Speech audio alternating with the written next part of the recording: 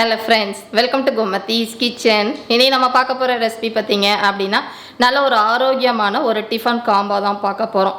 உடனடியா செய்யற மாதிரி நல்ல ஒரு மொறுமொறுன்னு கோதுமை தோசையும் அது தொட்டு சாப்பிடுற மாதிரியான கொத்தமல்லி சட்னி ரெண்டுமே எப்படி செய்யலாம்ங்கறத பார்க்கலாம்.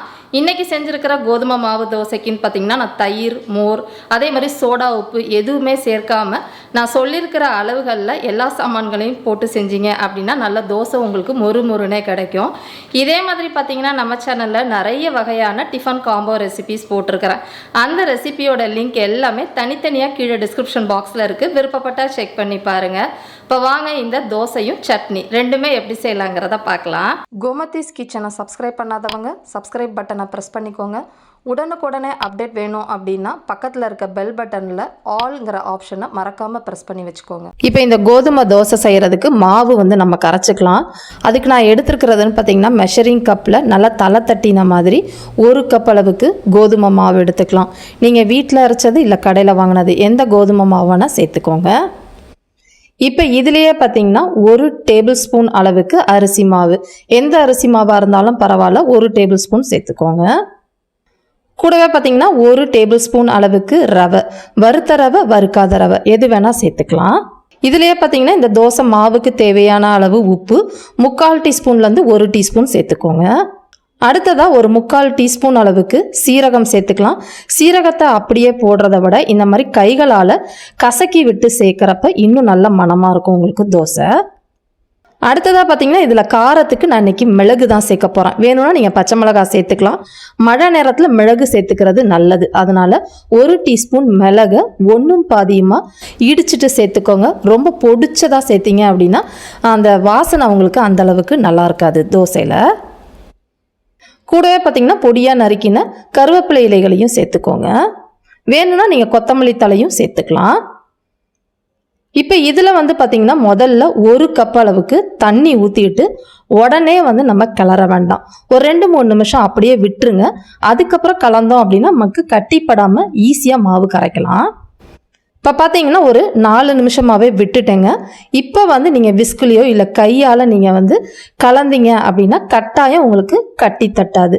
இப்போ இந்த மாவு பார்த்தீங்கன்னா ரவா தோசைக்கு நம்ம மாவு கலப்போம் இல்லையா, அந்த அளவுக்கு நம்ம தண்ணி ஊற்றி கரைச்சிக்க போகிறோம். நம்ம எடுத்த அளவுக்கு கிட்டத்தட்ட ஒரு 2.5லேருந்து 3 கப்பு தண்ணி உங்களுக்கு தாராளமாகவே தேவைப்படும். இப்போ பார்த்தீங்கன்னா தோசைக்கு மாவு கரைச்சாச்சு. மாவு பார்த்தீங்கன்னா நல்லா இந்த அளவுக்கு தண்ணியாக இருந்தால் தான் மொறுன்னு இருக்கும். இந்த தோசை மாவில் நான் ஏற்கனவே சொன்ன மாதிரி தயிரோ நம்ம சோடா உப்பு போட வேண்டாம். இதை கலந்துட்டு கொஞ்ச நேரம் வச்சுட்டு நம்ம தோசை ஊற்றலாம். கொஞ்ச நேரம் வைக்கிறதுன்னு பார்த்தீங்கன்னா நம்ம சட்னி அரைக்கிற வரைக்கும் ஊறினா போதும், ரொம்ப நேரம் ஊற வைக்க வேண்டாம். இப்போ இன்றைக்கி இந்த சட்னி அரைக்கிறதுக்கு சாமான்கள் வதக்கணும். அதுக்கு ஒரு சட்டியில் 2 டீஸ்பூன் எண்ணெய் சேர்த்துருக்குறேன். எண்ணெய் நல்லா காஞ்சதுக்கு அப்புறமா இதில் கொஞ்சமாக பெருங்காய கட்டி சேர்த்துக்கோங்க. இது ஏற்கனவே பொரிய வச்ச பெருங்காய கட்டி தான், இன்னுமே நல்லா பொரியணும். பொடியாக இருந்துச்சுன்னா தாளிக்கிறப்ப சேர்த்துக்கோங்க, ஒரு 1/4 டீஸ்பூன் போல். இது பொரிஞ்சிக்கிட்டு இருக்கப்பயே பார்த்தீங்கன்னா கடலைப்பருப்பு ஒரு 1/4 கப் அளவுக்கு கடலைப்பருப்பு சேர்த்துக்கலாம். இப்போ ஒரு மிதமான தீயில இந்த கடலைப்பருப்பு அதே மாதிரி பெருங்காயம் ரெண்டுமே நல்லா செவந்து வர மாதிரி வறுத்து விடுங்க. இப்போ பார்த்தீங்கன்னா ஒரு பாதி அளவு செவந்து வந்திருக்குது. இப்போ இந்த அளவுக்கு வறுப்பட்டதுக்கு அப்புறமா இதில் நம்ம சட்னிக்கு தகுந்த காரத்துக்கு நம்ம வரமிளகாய் சேர்த்துக்க போகிறோம். நான் ஒரு 10 வரமிளகாய் சேர்த்துருக்குறேன். நீங்கள் மிளகாய் காரத்துக்கு ஏற்ற மாதிரி கூட குறைச்சி சேர்த்து இதையும் நல்லா வறுத்து விடுங்க. இப்போ பார்த்தீங்கன்னா கடலைப்பருப்பும் செவந்துருச்சு, மிளகாயும் நல்லா வறுப்பட்டுருச்சு. இந்த சமயத்தில் அந்த எண்ணெயை வடிச்சிட்டு மிளகாய், கடலைப்பருப்பு அதே மாதிரி பெருங்காய கட்டி எல்லாத்தையுமே எடுத்து வச்சிடலாம். இப்போ இதே எண்ணெயிலே பார்த்தீங்கன்னா ஒரு சின்ன சைஸில் பெரிய வெங்காயம் நறுக்கினது ஒரு 1/2 கப் அளவுக்கு சேர்த்துக்கலாம். இப்போ இதை வதக்கிறப்பயே பார்த்தீங்கன்னா இதில் நம்ம பூண்டு சேர்த்துக்க போகிறோம். பூண்டு 2 பல்லு பூண்டை நறுக்கிட்டு சேர்த்துக்கோங்க. இப்போ இந்த வெங்காயம் பூண்டு நல்லா வேகிற மாதிரி வதக்கி விட்டுக்கலாம். இப்போ வெங்காயம் நல்லா வெந்து வதங்கிருச்சு பாருங்க. இந்த அளவுக்கு வதங்கினதுக்கு அப்புறமா இந்த சட்னிக்கு புளிப்புக்குன்னு பார்த்தீங்கன்னா தக்காளி கிடையாது, வெறும் புளி தான் சேர்த்துக்க போகிறோம். பெரிய நெல்லிக்காய் அளவுக்கு புளியை இந்த மாதிரி பிச்சு போட்டு சேர்த்துக்கோங்க. இப்போ இதுவும் சேர்ந்து கொஞ்ச நேரம் வதங்கட்டும். இப்போ பார்த்தீங்கன்னா வெங்காயம் பூண்டு புளி எல்லாமே நல்லா வதங்கி வந்ததுக்கப்புறமா இதில் நம்ம வந்து கொத்தமல்லி தழை சேர்த்துக்க போகிறோம். நல்ல பெரிய கட்டு கொத்தமல்லி கட்டை நல்லா அலம்பிட்டு ஆஞ்சி எடுத்து வச்சுருக்கிறேன். சின்னதாக இருந்தால் 2 கட்டு சேர்த்துக்கோங்க.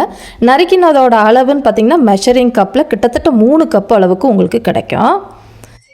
இப்போ இது வதங்கிக்கிட்டு இருக்கப்பே பார்த்தீங்கன்னா இதில் ஒரு 1/4 டீஸ்பூன் அளவுக்கு மஞ்சள் பொடி சேர்த்துக்கோங்க. மஞ்சள் பொடி உடம்புக்கும் நல்லது, மேலும் கலரும் உங்களுக்கு நல்லாயிருக்கும், சட்னியோட கலரு. இப்போ நல்லா சுருளை வதக்கிக்கலாம். இப்போ பார்த்தீங்கன்னா உங்களுக்கு தெரியும் அந்த இலை வந்து நல்லா வதங்கி இந்த அளவுக்கு வந்தால் போதும், ரொம்ப நிறம் மாறணும் அவசியம் இல்லை. இந்த டைம் அடுப்பை ஆஃப் பண்ணிவிட்டு இதையும் ஆற வச்சுடுங்க. ஆறுனதுக்கப்புறமா அரைச்சிக்கலாம். இப்போ பார்த்தீங்கன்னா வதக்கின சாமான்கள் எல்லாமே நல்லா ஆறிடுச்சு. இப்போ இதை அரைச்சிக்கலாம். அதுக்கு ஒரு சின்ன மிக்சி ஜாரில் ஆறின எல்லா சாமான்களையும் ஜாரில் சேர்த்துக்கோங்க. இப்போ இதுலேயே வந்து இந்த சட்னிக்கு தேவையான அளவு உப்பு, ஒரு 3/4 டீஸ்பூன் அளவுக்கு டேபிள் சால்ட்டு சேர்த்துக்கோங்க. தேவைன்னா கொஞ்சமாக நீங்கள் தேங்காய் கூட சேர்த்துக்கலாம். நான் இன்றைக்கி தேங்காய் போடலை. இதை கொஞ்சமாக தண்ணி விட்டு உங்களுக்கு எந்த திக்னஸில் வேணுமோ இந்த மாதிரி அரைச்சி எடுத்துகிட்டு வந்துடுங்க. நான் இப்போ பார்த்தீங்கன்னா கொஞ்சம் திக்காக தான் இந்த சட்னி அரைச்சி வச்சுருக்கிறேன். தேவைன்னா நீங்கள் நல்லாவே தண்ணி விட்டு கூட நீங்கள் அரைச்சிக்கலாம். இப்போ இதை ஒரு பாத்திரத்துக்கு மாற்றிட்டு இதுக்கு வந்து நம்ம ஒரு தாளிப்பு கொடுத்துக்கலாம். தாளிக்கிறதுக்குன்னு பார்த்தீங்கன்னா எண்ணெய் காஞ்சதுக்கப்புறமா கடுகு உளுத்தம் பருப்பு கருவேப்பிலை காஞ்ச மிளகாய் போட்டு நல்லா செவந்ததுக்கப்புறமா சேர்த்துருங்க. ரொம்பவுமே ஒரு ஆரோக்கியமான கொத்தமல்லி சட்னி ரெடி ஆயிடுச்சு. இப்போ இந்த சட்னி ரெடி ஆகிற வரைக்கும் இந்த தோசை மாவும் நமக்கு நல்லா ஊறிடுச்சு. ஒரு 10லேருந்து 15 நிமிஷம் ஊற வச்சா போதும். நீங்கள் உடனேயுமே தோசை ஊற்றிக்கலாம், நல்லா தான் இருக்கும். இப்போ பார்த்தீங்கன்னா நான் தோசை ஊற்றுறதுக்கு கல் நல்லா காய வச்சுருக்கிறேன். முக்கியமாக இரும்பு கல்லாக இருந்தால் தோசை நல்லா உங்களுக்கு முருகலாக வரும். அடுத்ததாக பார்த்தீங்கன்னா ஒரு தோசை ஊற்றுறதுக்கும் லைட்டாக இந்த மாதிரி தண்ணி தெளித்து விரவி விட்டுட்டு தோசை ஊற்றுனீங்கன்னா உங்களுக்கு நல்லா தோசை ஊற்றுறதுக்கு நல்லாயிருக்கும். இப்போ உங்களுக்கு பார்க்குறப்பே தெரியும்னு நினைக்கிறேன் அந்த தோசை மாவு எந்த அளவுக்கு தண்ணியாக இருக்குது பாருங்கள். இந்த மாதிரி ரவா தோசைக்கு ஊற்றுற மாதிரி தண்ணியாக இருந்தால் தான் மொறுன்னு உங்களுக்கு வரும். இப்போ இதில் தேவையான அளவு நெய் எண்ணெய் எது வேணால் நீங்கள் சேர்த்துக்கலாம். இந்த தோசையை ஒரு மீடியம் ஃப்ளேம்லேயே நல்லா வந்து வேக வச்சு எடுத்துக்கோங்க. இப்போ பார்த்தீங்கன்னா தோசை நல்லா மொறுன்னு வந்துருச்சு. இப்போ எடுத்துடலாம். நம்மளோட நல்லா மொறுன்னு சூப்பரான கோதுமை தோசையும் ரெடி ஆயிடுச்சு. இதே மாதிரி அளவுகளோட இந்த கோதுமை தோசையும் சட்னியும் செஞ்சு பார்த்துட்டு எப்படி இருக்குங்கிறத கமெண்ட் பண்ணுங்கள். வீடியோ பிடிச்சிருந்தாலும் கமெண்ட் பண்ணுங்கள், லைக் பண்ணுங்கள், ஷேர் பண்ணுங்கள். மறக்காமல் கோமதிஸ் கிச்சன் சேனலையும் சப்ஸ்கிரைப் பண்ணி வச்சுக்கோங்க. தேங்க்ஸ் ஃபார் வாட்சிங்.